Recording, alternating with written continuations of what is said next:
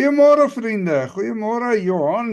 Jou, is lekker om jou hier so op die skerm te hê.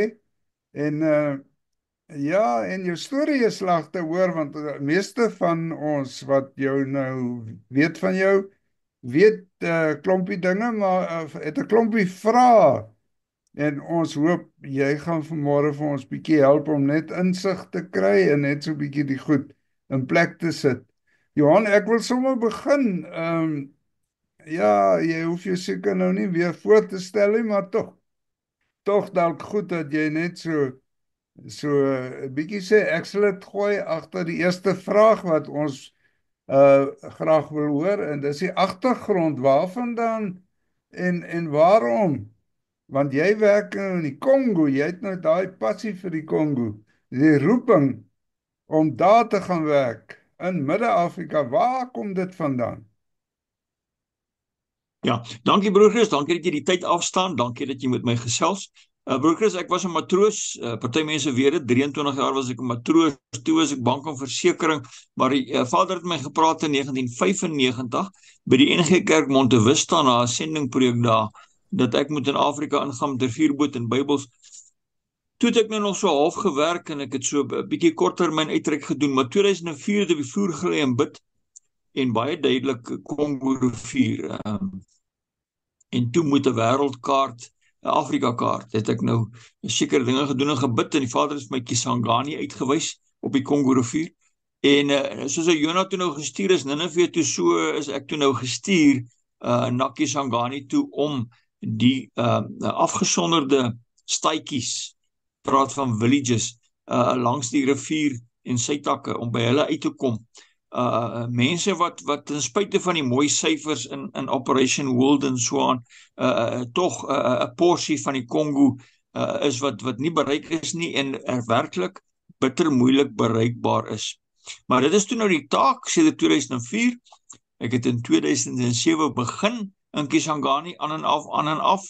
Toe was daar nou 'n 10 jaar breek van 2014 af en met genade en julle manne en ander mense se hulp kon ek toe nou weer die werk gaan voortsit van September verlede jaar af.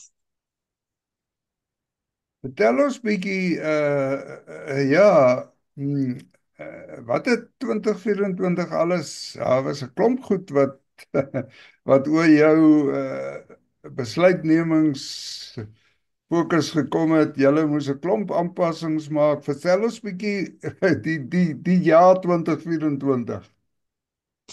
Broer Chris, baie dankie. Ek wou in 2023 weggetrek het nadat 'n broer, 'n besigheidsman, 'n voertuig beskikbaar gemaak het, Toyota Prado. En toe het ons masjienprobleme opgetel en dit het toe nou die sendingfondse toe nou opgebruik om die engine oor te doen. En so daar was nou 'n onderbreking. Toe in 2004 het dit bietjie gesloer om spoed en momentum op te bou. En toe Marie, my vrou se pa oorlede aan die einde van Augustus. Maar daar was baie voorbereiding. Broer Chris, jy moet nou probeer sien, jy sal verstaan, jy self 'n sendeling, 'n evangelis, 'n mobiliseerder. Daar is nou 20 jaar se fokus en ondervinding wat nou in die inpak van die voertuig gegaan het. Die regte goed, ons weet nou al wat om nie saam te vat, ons weet wat ons nodig het. So dis nou 20 jaar wat in daai voertuig ingegaan het en toe nou die in 12 September verlede jaar toe vertrek. 5000 Johan, hoekom het jy nie net gevlieg nie? Broer Chris, eerste plek, die vliegtuig sou nie daai bagasie gevat het nie. En maar ja, sedert 2021 nie meer internasionale vlugte na die Kisangani se lughawe toe nie, hoewel dit 'n internasionale lughawe is. En selfs binnelands, as jy Kinshasa toe vlieg, is daar nie altyd vlugte beskikbaar Kisangani toe nie. Toe het ek nou maar besluit, Here, wil jy nou hê ek moet loop? Maar toe gelukkig kry ek die Prado. So toe ry ek nou met die voertuig. Sorry hoor. Ja. Ja, maar die rit was natuurlik nou nie altyd maanskyn en rose nie. Daar sou mense saamgery tot by Uganda. Dit het toe nie gebeur nie. Toe sê daar iemand saamgery tot by die grens van die Kongo, dit het nie gebeur nie. Toe sê iemand van die grens van die Kongo af saamgery tot Kisangani, dit het ook nie gebeur nie. So ek was alleen op die pad, maar ek moet vir jou sê, Chris, ek het dit nou Saterdag by 'n terugvoer ook gesê. Ek het nou daai voertuig het nou nog 'n CD-speler. Jy kan 'n CD so inpak. Weet jy, ek het gospel CD's. Ek het nie een CD geluister op daai hele 19 dae pad nie. Ek het so gefokus onder hierdie drang om in Kisangani uit te kom en om met die Vader te praat. Ek het lang gesprekke met Vader op die pad gehad. So ek gaan, daar was baie uitdagings en padblokkades en jou grenskoste deesdae is regtig baie duur. Maar geen probleme met die voertuig nie 'n papwiel nie, nie een rebel raak geloop nie. Het sou lekker gewees het om 'n rebel of twee te geëvangeliseer daar tussen die grens van Kasindi en Kisangani, dis omtrent so 1000 km. Maar met genade nie een rebel raak geloop nie een keer vorige keer deur rebelle nie, wel deur die polisie, soldate en hulle het 'n immigrasiepolisie wat padblokkades het. Dis partykeer bitter ongemaklik. Baie pogings tot omkopery wat daar plaasvind, maar met genade het ek daardie rit deurgemaak. Hoe lyk die pad nou so deur Afrika nou? Chris, ons moet die prentjie sien van wat dit lyk vir my daar's 'n mate van herkolonisasie in Afrika. Baie myn, landbou lyk my in Zimbabwe byvoorbeeld raak nou baie kommersieel. Nou kry jy goeie paaie op sekere plekke en ek dink dis strategies so, maar die ander paaie is bitter. So die paaie wat goed is pragtig. Soos byvoorbeeld ons pad tot by die brug. Pragtige pad. Maar daar's baie paaie in die rigting wat ek gegaan het wat regtig bitter sleg was. Ek dink hierdie keer die slegste wat ek gedoen het eendag was omtrent 200 km. Ek het probeer vir 500 km lag. Maar daar's paaie wat bitter sleg is in Afrika. Johan, en toe uiteindelik na ons gedink het die broer het weggeraak in Afrika, toe hoor as jy is daar, jy het in Kisangani aangekom en vertel ons bietjie daai eerste 2-3 weke, wat het alles gebeur? Broer Chris, ja, die aankom ten spyte van beplanning, onder andere omdat een van die laaste groot padblokkades waar jy nou in die Chopo provinsie ingaan van die Kongo, waar Kisangani geleë is. Dit is nou langs Noord en Suid Kivu waar die rebelle gebiede is. Het die ouens my kontant wat ek nou beplan het hulle by my nou afgevat, want hulle het 'n prys voorgehou, $80 vir sekere reispermitte, waar ouens my gewaarsku die werklike prys is $29. Maar nou staan jy daar, nou hulle is sommer lelik, hulle sê nee, maar wil jy nou omdraai en teruggaan? So hulle vat toe nou my $80. Hulle gee nou bewyse, maar dis eintlik vals bewyse. Ander ouens sê daai padpos is eintlik onwettig, maar nietemin, jy is nou daar tussen nou niks en nêrens. So toe kom ek nou op die 1 Oktober, son onder, kom ek toe nou in Kisangani aan, sonder kontant, sonder data op my foon, my waterbottels is leeg en die kar se brandstofmeter staan op E. Nou daai is nou nie E vir enough nie, dis E vir empty. En so kom ek toe nou in Kisangani aan. Nou kan ek nie die mense kontak nie. Hulle het laas van my gehoor nog op die pad tot my data toe nou op is. Toe gaan ek, gelukkig weet ek toe nou nog waar is die Yakusu sendingstasie. Daar in Kisangani. Ek ry toe nou soontoe. Dis nou so net na skemer. Toe kon ek daarom van daar af met ou bekendes kon ek toe nou al die nodige mense kontak. Toe was ek 2 dae in die Gospel League se koshuis en toe het mense my ingeneem. En daai mense het my toe nou vir 5 maande geakkommodeer, wat beteken dat ek het bietjie gespaar op die voorsiene onkoste vir verblyf en maaltye, hoewel ek nou bygedra het tot die huishouding. Maar nee, so die aankoms was nie dramaties nie, dit was eintlik traumaties daai aand. Maar van daar af het dit toe nou goed gegaan. Baie dankie. Maar ons het toe gelees en gehoor hoe jy die een ontmoeting en die een vergadering en die een ou vriend en Ja, en die dinge het weer toe aan die gang gekom. Vertel ons bietjie. Ja, gelukkig broers, twee groot gelukke in die Here se genade. Die een is die ou vriende het werklik gevoel soos ou vriende. Dit is tog so, hoewel daar nou miskien godsdienst en kulturele benaderingsverskille is, um, bou mens bande met mense. So ek het toe nou baie ou kennisse weer gemaak. Wat bietjie gesloer het met die Baptiste Sendingkerk van die Kongo rivier, is daar was 'n groot oorhandiging van gesaghebbende figure, en die ander gesaghebbende figure wat ek al mee gewerk het, is nou al hoewel ons onder dieselfde ouderdom is dit nou manne wat nou in senior poste is in die kerk.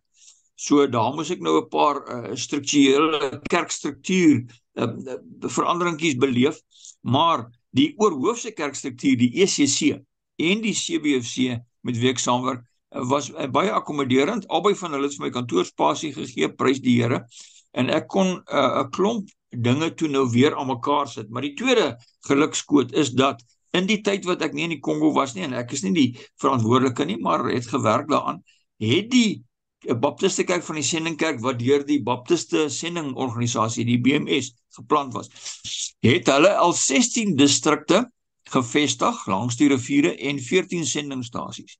So ons het op 'n punt gekom, ek noem dit amper 'n tipe van 'n evangelism explosion, waar ons nou weer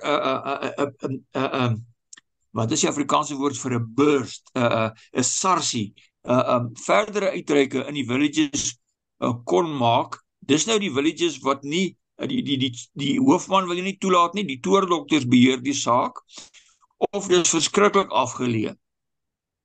Maar ek sal net ook praat oor die rebelle, wat eintlik 'n faktor is wat ek nooit heeltemal in ag geneem het nie. Maar met genade, broer Chris, kon ons goeie bande hervestig en 'n goeie fondasie skep vir 'n groter uitreikpoging in die diep landelike gebied in.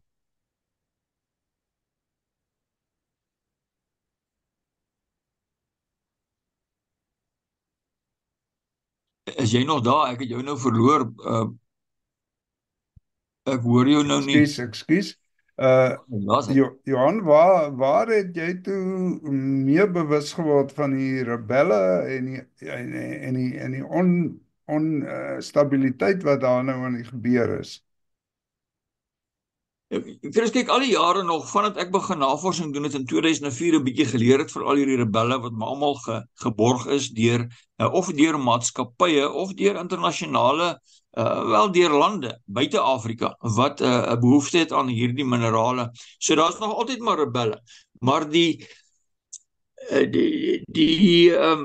konflik het so amper soos 'n hartklop, dan sy op, dan sy af. En daar was 'n eskalasie wat in Desember begin het. Ek was bewus daarvan. Hierdie M23. En hulle het toe nou tot en met in Kisangani het hulle nou manne vooruitgestuur. Hulle het in Kisangani gekom om jong mense, hulle fokus baie op jong mense, omdat die jong mense nie werk het nie en miskien nie al die inligting tot hulle beskikking het nie. Kyk, die mense in die Kongo is redelik oningelig op die grond. Hulle het nie al die media wat ons het nie, hulle internet is sleg.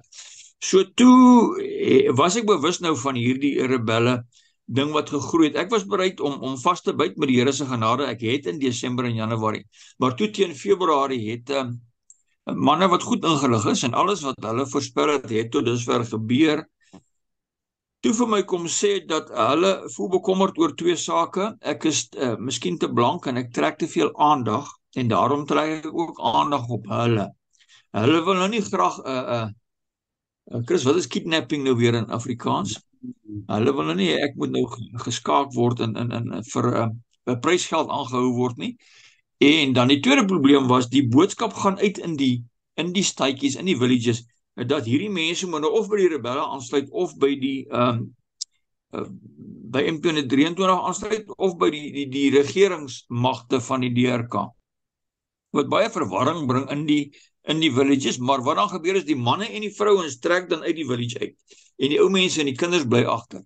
Maar nou het jy 'n atmosfeer van oorlog in die landelike gebied. So dis toe nou die tweede aspek wat hulle voel, ons kan in elk geval nie nou werk nie, in die villages nie. Ek moet miskien maar daaraan dink om huis toe gaan terwyl ek kan vlugte kry, ek kon toe vlugte kry, want die situasie is toe nou, dat my gasheere is nou ongemaklik met my in hierdie oorlog milieu.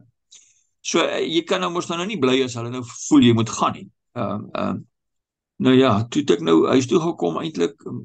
Natuurlik bly my vrou te sien en die hondjies en dinge op die plot reg te maak. Maar toe wetende dat ek stap nou weer weg van 'n geweldige mobilisasiepoging wat oor 5 maande geskied het. Maar dis net maar hoe dit is daar gewees, die situasie. Johan, iemand, jy weet, ons het maar baie hierdie kant gebid, ingepraat, ingeskinne, nee, gewonder, wat gaan die toekomspad van Johan in die Kongo wees? Ek het een opmerkingkie gekry. Ek wil dit vir jou deel en ek wil hê jy moet daarop reageer. Johan moet nou maar eers 'n handdoek ingooi en aftree. Ja, wat is jou opmerking daar? Chris, dit is baie moeilik as 'n ou 20 jaar van jou lewe gewy het aan 'n saak, aan die navorsing, die huiswerk, die pogings tot kommunikasie, probeer begrip kry van die mense, probeer 'n prentjie kry van suidelike Afrika, want Suid-Afrika beïnvloed die Kongo en die Kongo beïnvloed Suid-Afrika. En ons praat lekker van 'n Africa for Christ. Nou hoe los jy nou, dit word nou deel van jou, dit raak nou 'n dryfkrag in jou binneste, want daardie siele moet tog die boodskap hoor. En so jy los dit nie sommer nie. Ek weet met respek, dominees kan aftree en so aan, maar ek dink nie sendelinge eintlik oor die algemeen tree af nie. So handdoek ingooi en aftree, rebelle ten spyt. Ons weet tog die proto-rebel was Lucifer. So jy weet tog maar waarmee jy te doen het daar. Maar nee, broer Chris, handdoek ingooi en aftree, dink ek nou nie gaan werk vir my nie. Ja, Johanne, jy het toe nou by die punt gekom waar jy moes terugkom, want jou gasheere gee jou hierdie advies vir jou eie beskerming en vir hulle beskerming, en jy kon toe gelukkig 'n vlug kry. Ja, en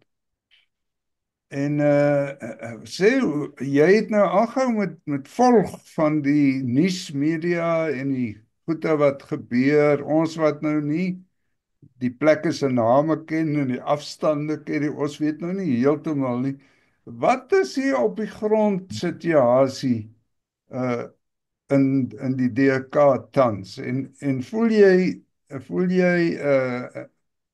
hoe voel jy? Positief? Negatief?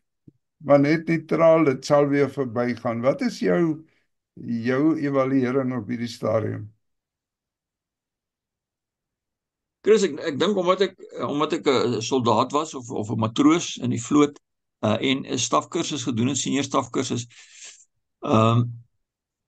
het 'n ou nou, ek wil nie sê hierdie vegtlus, hierdie oorlogslus nie, want die Engelse spreekwoord sê mos live by the sword, die by the sword. Dit is nie wat ek probeer oordra nie, maar ek het met genade analiseer mens die situasie van hierdie sending area waarin jy probeer werk.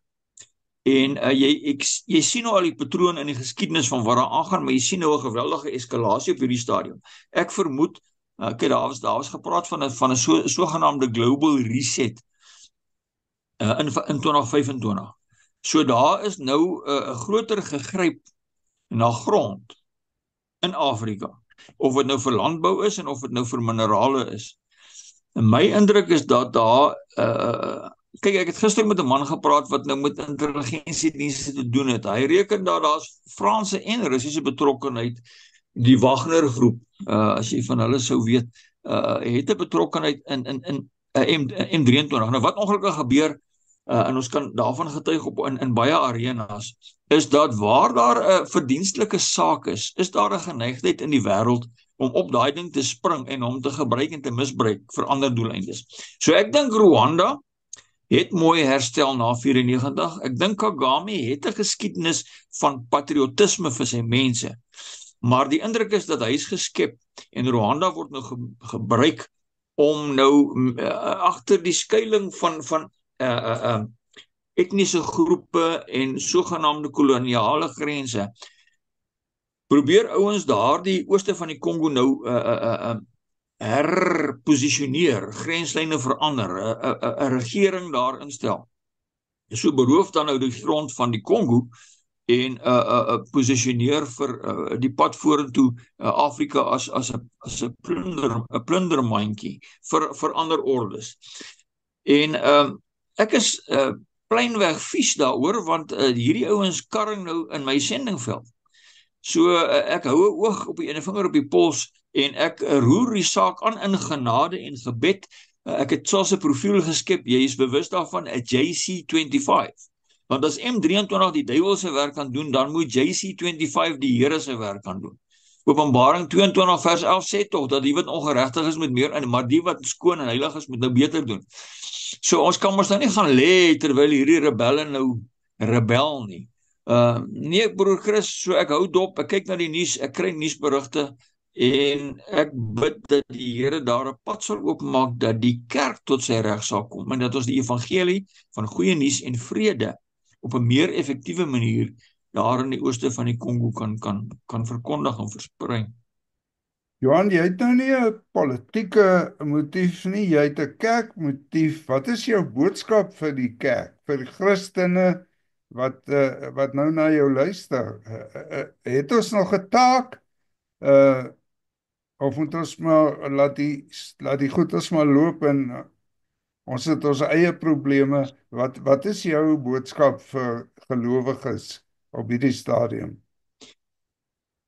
Ja, broers, ek wil dit nie omslagtig maak nie, maar dit is 'n tweede fokuspunt wat ek eintlik al lankal het, wat ek half dek onder wat ek noem Southern Africa Development Outreach, maar dit gaan oor die kerk se rol in Afrika, hierdie Africa for Christ, waarvan ek sedert September werklik baie min tekens gesien het. Ek het die duiwelse Afrika in baie aspekte kon ek beleef, maar die Christelike Afrika lyk my is vasgevang in kerkies of onder bome. En daar word hande gelig en gehalleluja, amen, en ek sê dit met liefde, maar my bekommernis is daar gebeur niks buite daardie dampkringetjie nie.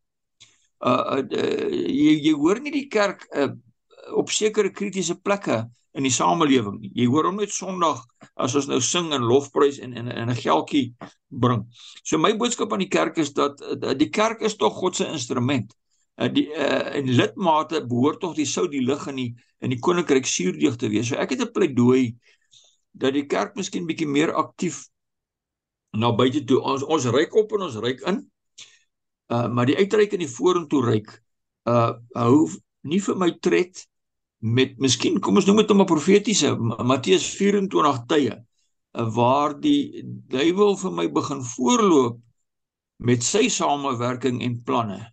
En in die kerk sing ons hallelujas en gooi geld in die bordjie. Die ding pas nie vir my mooi nie. Daardie teenwig wat die kerk moet veroorsaak of verskaf in Afrika, in Suidelike Afrika, vind nie mooi plaas nie. En ek bid wysheid by die Here af.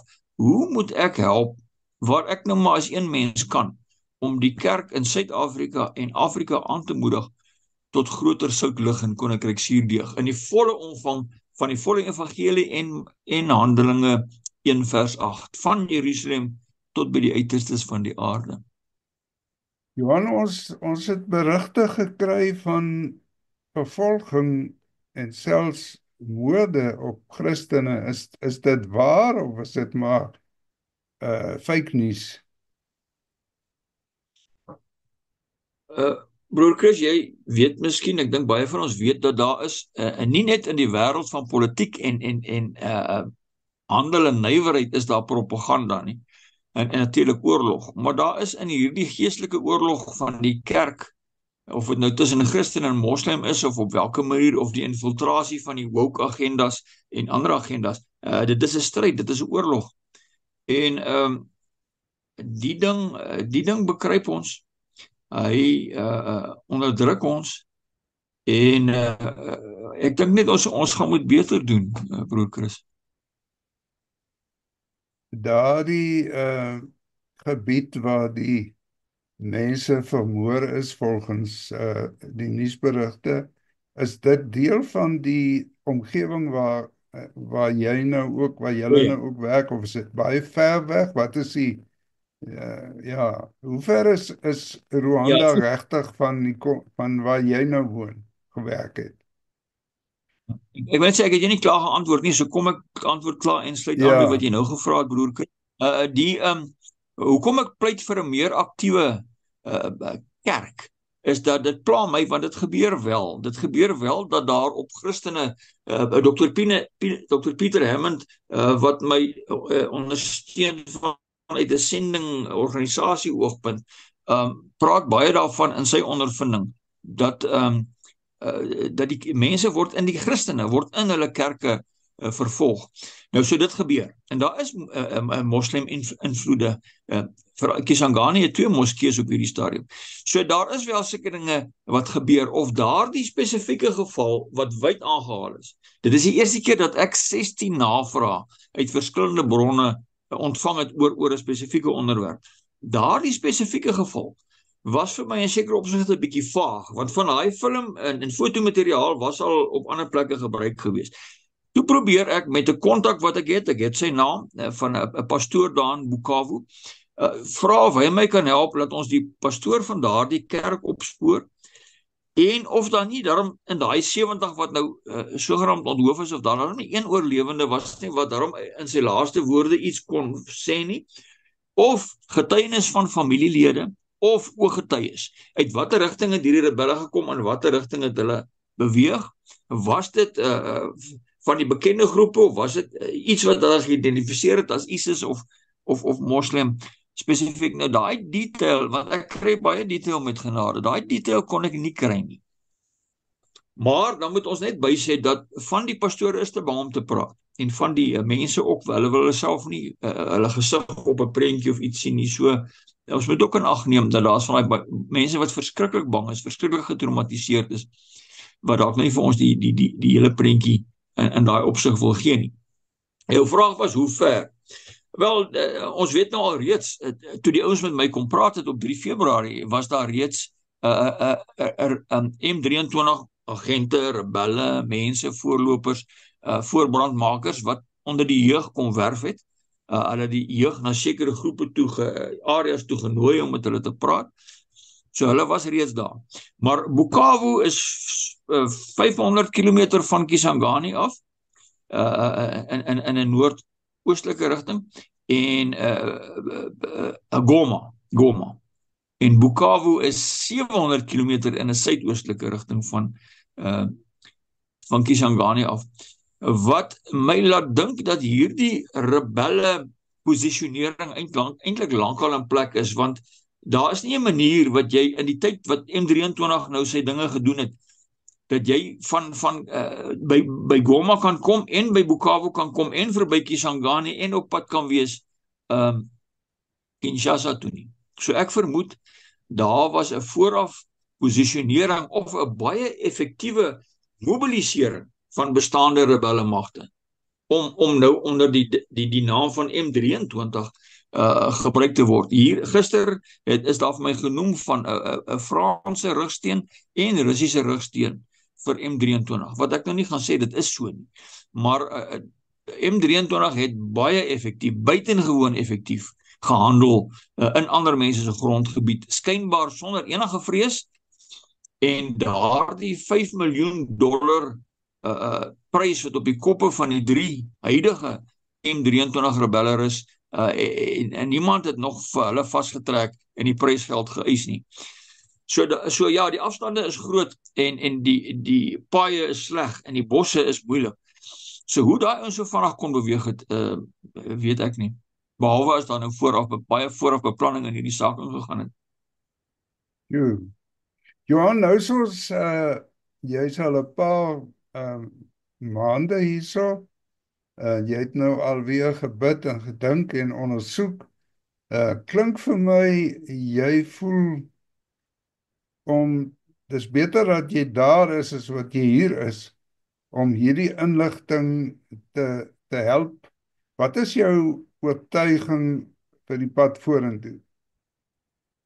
Broer Chris, my oortuiging is, kyk op die laaste Julie, Augustus, September, want dit is nou die droë, koeler maande. Alles baie relatief daar, 30 myl noord van die Ewenaar, Kisangani. Muskiete is bietjie minder in die somer, in die winter as in die somer. Die malaria was erg, die tyfuskoors was erg, die wurminfestasie was sleg, die ernstige dehydrasie op 'n stadium was nou alles sleg. Maar ten spyte daarvan, is dit so dat Peter Hammond byvoorbeeld kan die momentum opbou vir Congo, vir Mission to the Congo soos hy dit noem, as ek nie daar is nie. Die ander ding wat ook 'n werklikheid is ek verloor die mate van steun wat ek met genade ontvang as ek nie daar is nie. En ons het gesê ons sal afsluit daarmee die boodskap aan stuurvernote. So, maar ongetwyfeld, ek meen, dit is 20 jaar se bid en werk en voorbereiding en navorsing. Die werk is daar. Ek kan vir die boodskapies op my Telegram en WhatsApp wys, daar hulle stem saam dat ons moet die werk klaar, ten minste so 'n katalyspoging aan dat daardie res van hierdie evangelism explosion sal plaasvind. So nee, Chris, ek moet terugkom so gou doenlik. Ek wil nie daar bly nie. Dit lyk vir my die Here gee vir my met genade afslag op my pleidooi vir 3 jaar. Want die kerk het eintlik baie werk gedoen. My taak is nou bloot miskien 'n opleidingstaak, of ons met die Harvesters sal kan saamwerk, en dan Harvesters Ministries se kerkplantingsprogram. En net daardie bande wat nou oor 5 maande opgebou is, dit nou in aksie omsit. En dan, as die Vader vir my aandui en hulle vir my aandui, broer, jy kan nou gaan, ons is aan die gang, dan kom ek terug. Hoewel ek moet daarom sê, jy weet, hulle probeer altyd vashou aan 'n mens, want jy bring nuwe insigte, jy bring ander kennis, jy bring ander kanale, jy bring ander kontakte wat hulle onder normale omstandighede van isolasie nie het nie. Maar die krisis dat ek vir 3 jaar moet bly om 'n klomp grondwerk te doen, is nou onnodig met die Here se genade. Wonderlik. 'n klompie, ek het sommer hier gewonder, waarvoor kan 'n mens sinvol bid vir jou? 'n klompie goedjies wat jy dalk wil opnoem. Broer Chris, baie dankie. En ek moet net weer eens voor dit verlore gaan. As dit nie vir jou was nie en vir Dominee Johan van As van die NG Kerk Wonderboom Suid en daardie ander 4 gesoute broers in hulle bedienings wat deel is van 'n spesifieke gebedsgroep, sou ek nie by die Kongo uitgekom het nie. So, eerste plek, dankie daarvoor. So mens bid in dankbaarheid.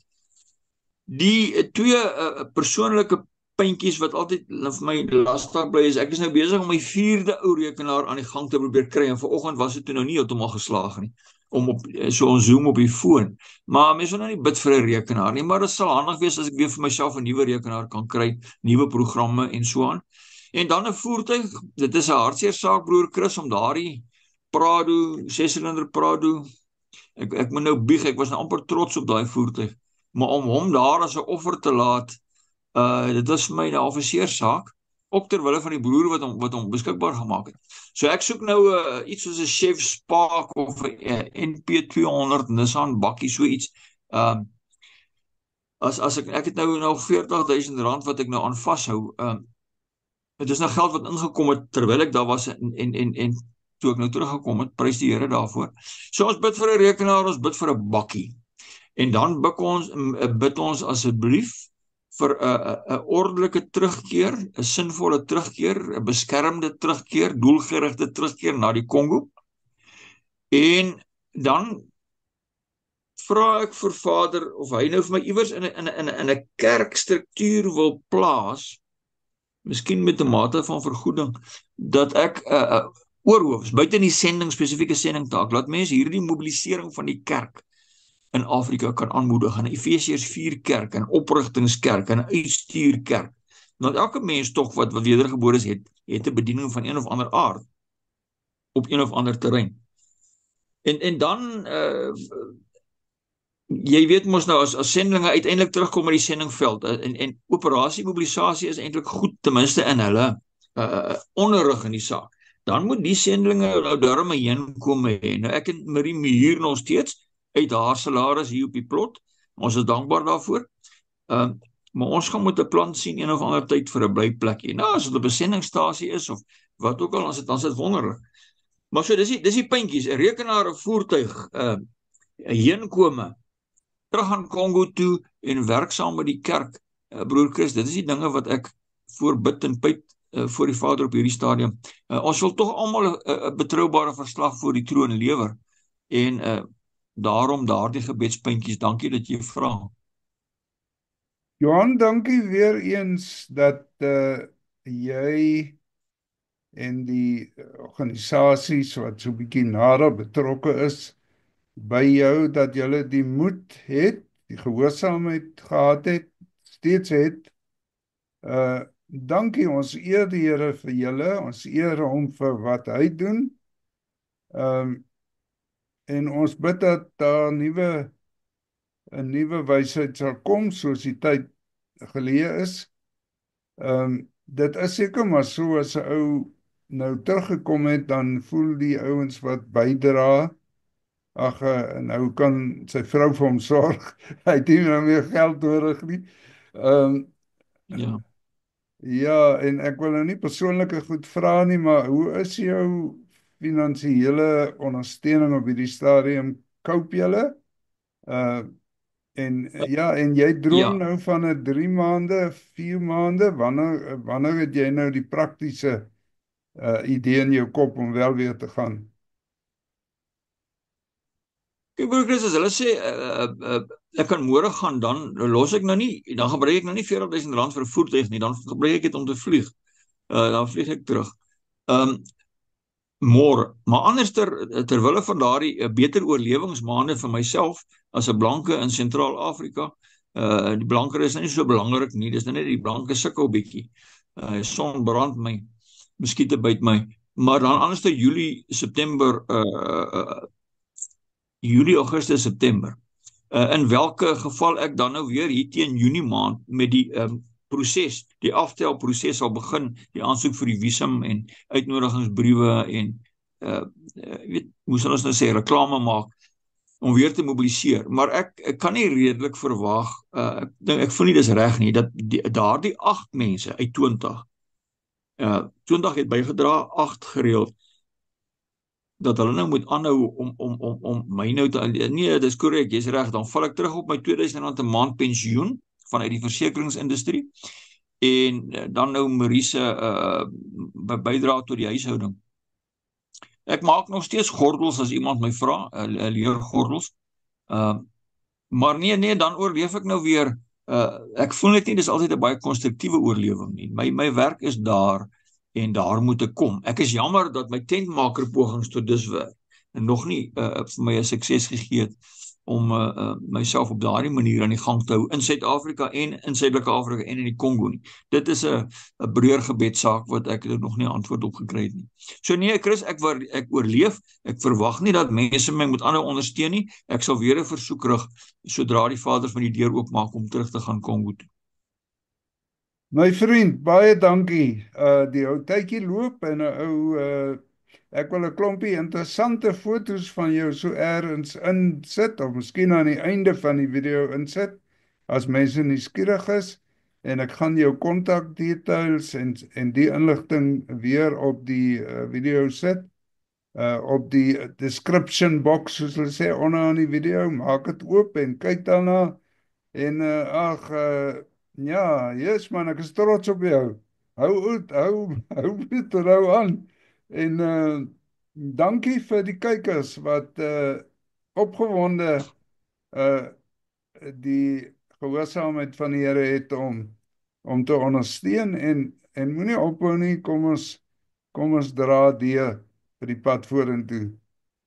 Johan, kom ons bid. Here, ek wil graag hierdie broer en ek wil graag hierdie bediening maar net so voor u kom lê. Dit is u skepping. Afrika is so 'n wonderlike, groot, wonderlike kontinent waarvan ons deel is.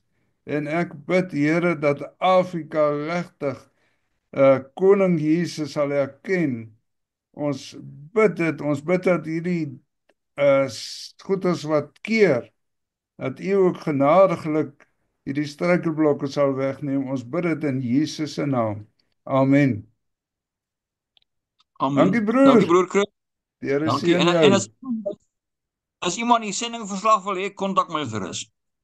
Daar sê ons sal jy kan gerus die inligting ook bysit. Ons sit die link daar en die ouens kan dit aflaai.